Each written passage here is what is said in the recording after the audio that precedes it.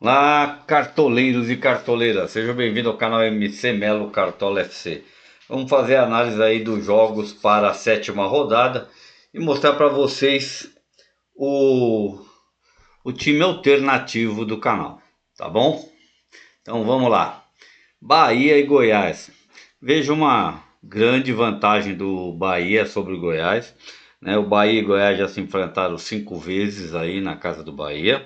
100% das vezes Bahia fez gols, né? O Goiás também marcou gols em 80% das vezes, né? Foram 3 vitórias do Bahia, 2 empates. Vejo o Bahia aí, né, como um grande favorito, né?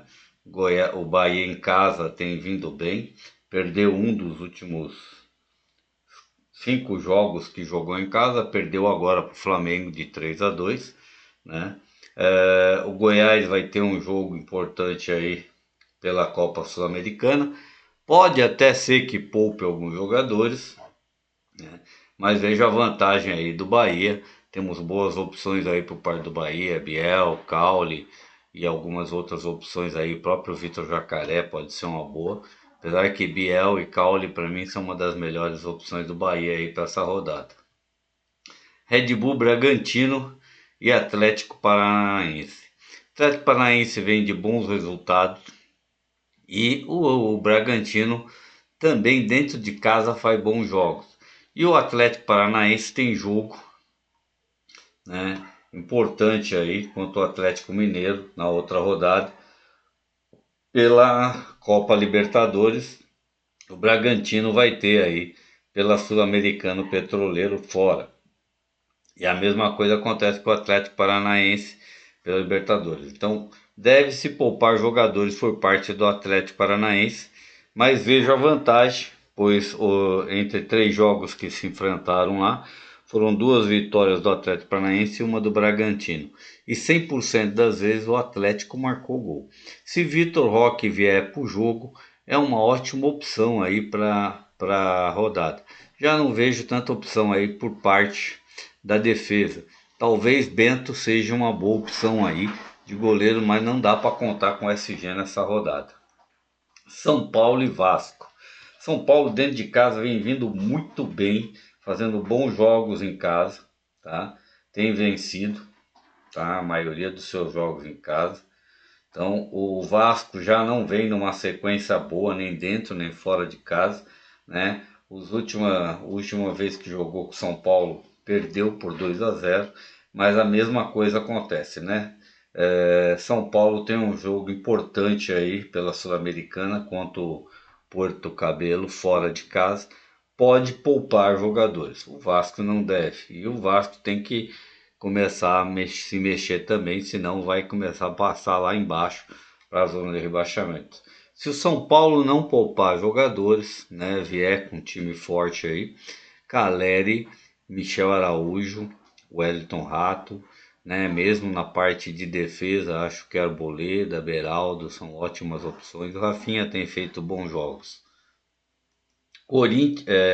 Curitiba e Atlético Mineiro. O Curitiba fez um bom jogo agora em casa, né? E o Atlético fora de casa também não faz tão bons jogos. Mas vejo a vantagem aí do Atlético, né? Em São Paulo e Vasco eles se enfrentaram 8 vezes, foram 6 vitórias por parte de São Paulo e 2 empates, nenhuma vitória aí por parte do Vasco. E em 100% das vezes São Paulo fez gols no Vasco. Em relação ao Atlético, foram 7 jogos, 4 vitórias do Atlético Mineiro, um empate e 2 vitórias por parte do Curitiba. E em 70% das vezes o Atlético Mineiro fez gol no Curitiba e 30% somente o Curitiba fez gols no Atlético. E eu vejo a mesma vantagem, só que são jogos magrinhos em matéria de gols. O Atlético vem numa sequência muito melhor que o Curitiba, né? Curitiba não consegue vencer seus jogos, né? Nos últimos 10 jogos não conseguiu nenhuma vitória. Vejo aqui Hulk e Paulinho de novo como uma ótima opção, mas cuidado também, porque Atlético Mineiro tem um jogo pela Copa Libertadores aí contra o Atlético Paranaense, né? Então pode ser que poupe seus jogadores também. Zaratio fez ótimo jogo aí em matéria de desarme, só que cuidado aí para essa rodada que ele pode desvalorizar aí um pouco aí, né? Que ele nem sempre faz bons jogos. América e Fortaleza. Foram 3 jogos, uma vitória do Fortaleza e 2 do América. Fortaleza também deve poupar jogadores, apesar que vem com uma vantagem, mas o América dentro de casa sempre é mais forte.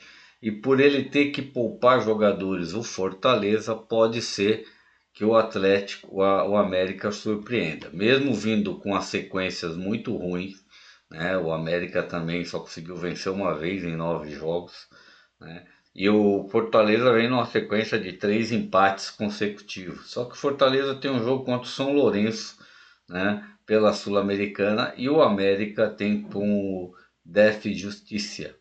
Então os dois devem poupar. O América não está em situação de poupar, né? Tem ambos chances de gols aí para ambos os lados, né? Todos eles, ó, o Fortaleza em 70% das vezes marcou e o América em 100% das vezes marcou gol no Fortaleza. Então não dá para confiar aí em SG de nenhum desses dois. E tomar cuidado com quem vem aí pro jogo, porque é muito incerto. Se Pikachu vier pro jogo, é uma ótima opção aí por parte do Fortaleza. Botafogo e Fluminense. Um clássico carioca que tudo pode acontecer. Botafogo vem muito bem. Não é porque deu uma vacilada agora aí fora de casa que tá mal aí. Então eu acho que dentro de casa vai ser um jogão de bola, né? Tudo para vitória de qualquer um dos lados, tanto porque todos os dois têm jogos importantes aí, né?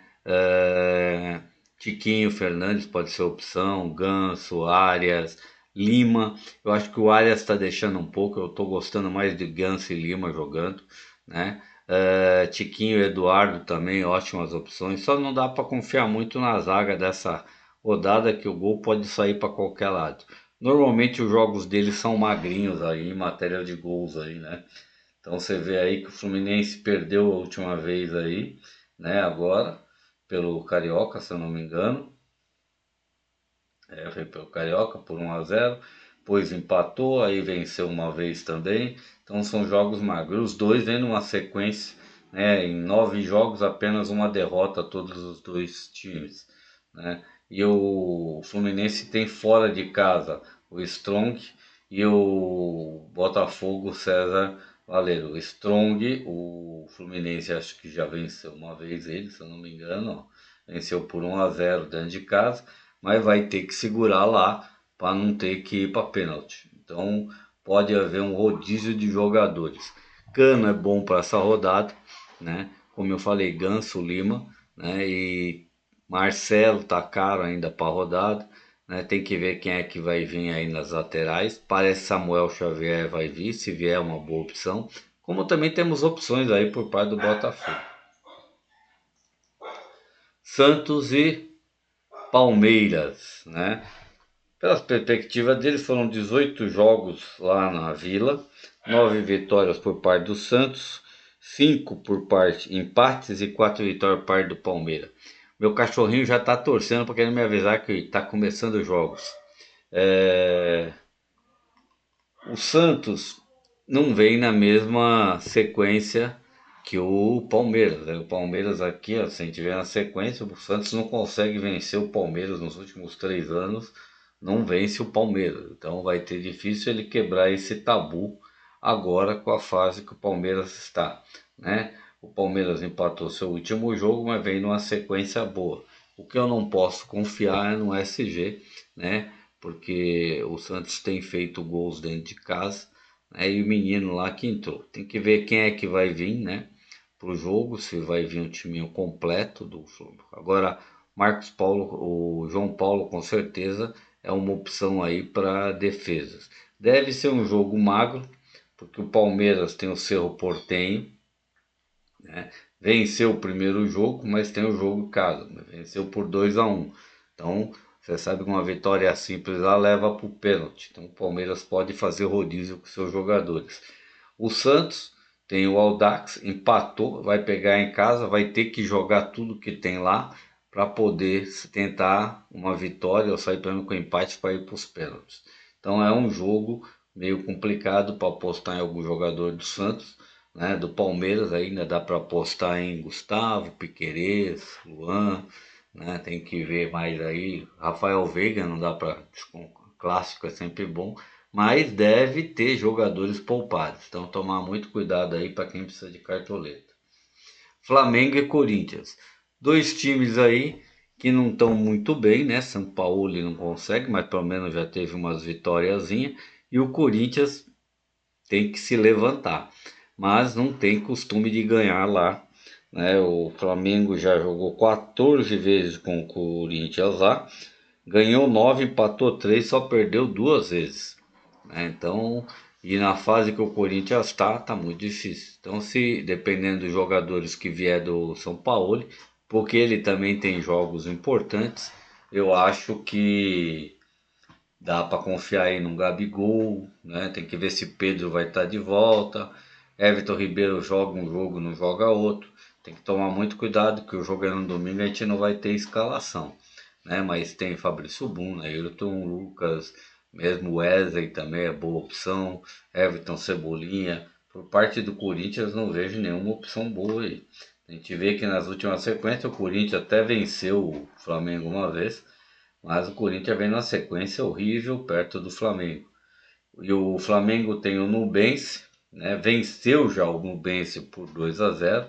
Precisa segurar apenas um empate lá. Então dá até para jogar com um time sem precisar esquentar muito de poupar muitos jogadores.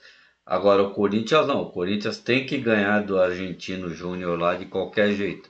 Então com isso a vantagem do Flamengo é gigantesca. Grenal.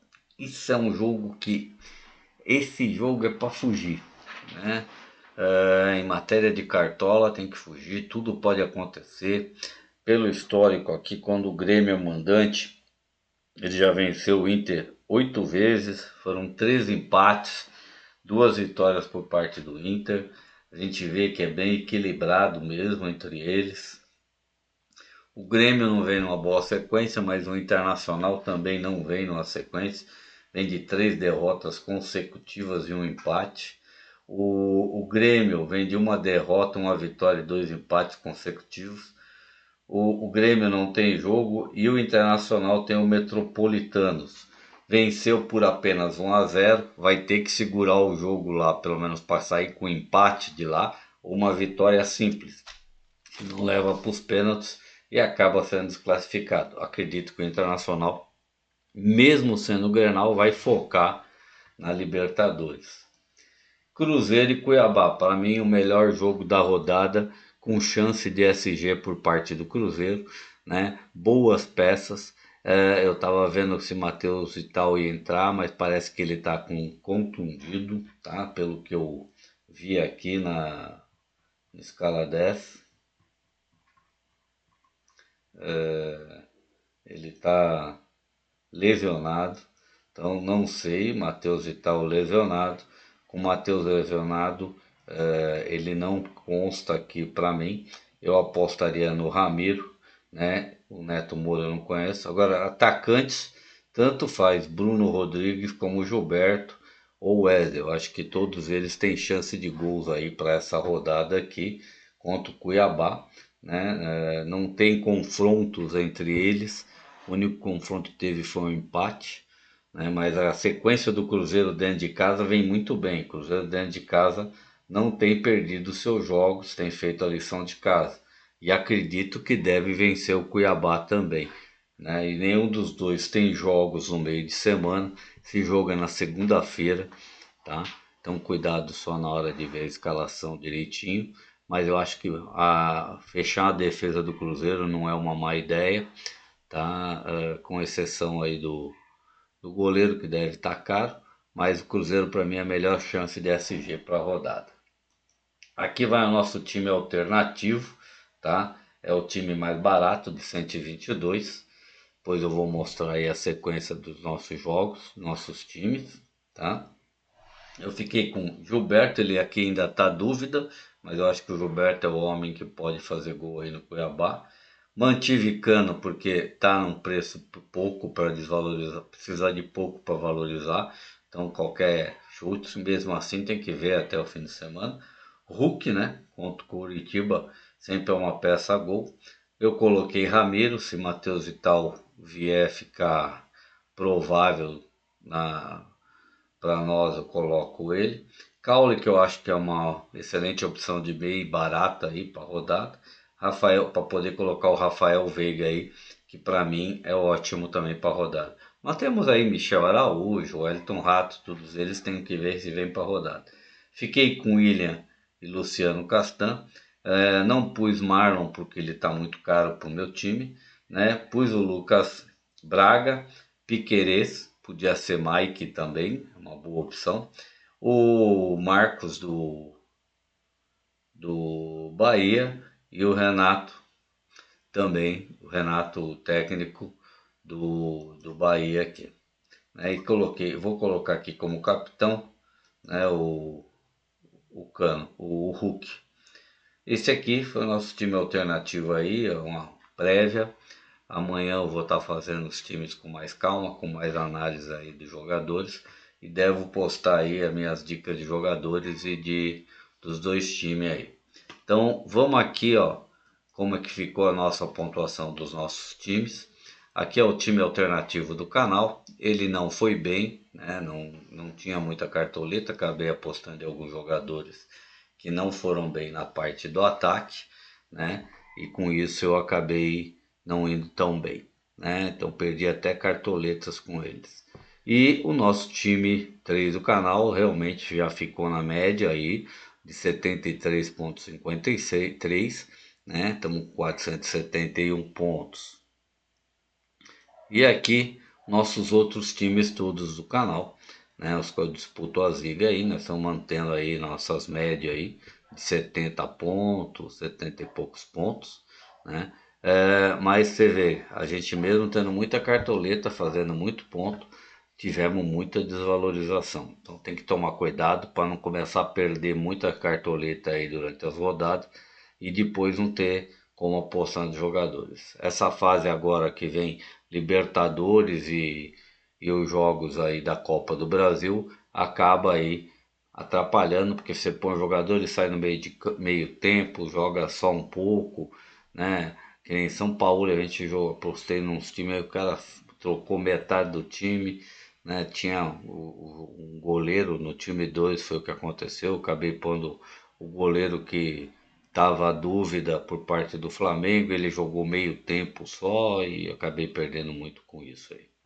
Então, vamos aí, galera, que amanhã eu tô fazendo o vídeo aí para vocês aí da parte de escalação e dicas de jogadores, falando melhor sobre os jogadores.